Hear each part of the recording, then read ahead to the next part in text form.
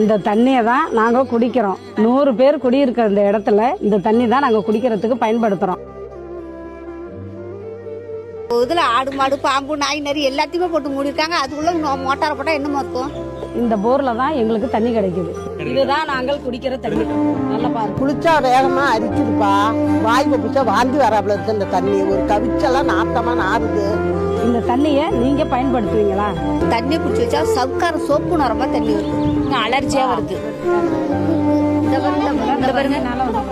தண்ணியால இந்த பாருங்க, இந்த 5 வருஷமா சுத்தமா எங்களுக்கு நல்ல குடிநீரே கிடையாது. இருக்கிறதுனால இந்த அலர்ஜி எல்லாம் வருது. இந்த பாப்பாவுக்கு அது மாதிரி எங்களுக்கு வர்றவங்க யாருமே நல்லா செய்யவே மாட்டேங்கிறாங்க.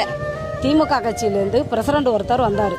அவர் என்ன பண்ணாருன்னா, இந்த மோட்டரை பூரா பிடுங்கி நல்ல தண்ணி, இன்னும் நல்ல தண்ணி பெட்டரா தரேன்னு சொல்லிட்டு மோட்டரை பிடுங்கி எரிஞ்சிட்டு அந்த வீணா போன தண்ணியை கொடுத்தது அவர் தான். விவரம் தெரியாத நாங்க அந்த ஐயாவுக்கு ஓட்டு போட்டுட்டோம். நாத்த தண்ணி எங்களுக்கு சுத்தமா எதுவுமே இல்லை. அவர் வந்து திமுக பிரசிடண்ட் இருந்தாரு. அவரு ஆடுனவங்க தான் ஆடணும்னு இல்ல, ஆடாதவங்களும் ஆடணும் நாட்டுல. விஜய் ஆனா இது யாருமே சரி பண்ணல. ஆனா கண்டிப்பா தமிழக வெற்றிகளை சரி பண்ணும், சரி செய்வோம் நாங்க.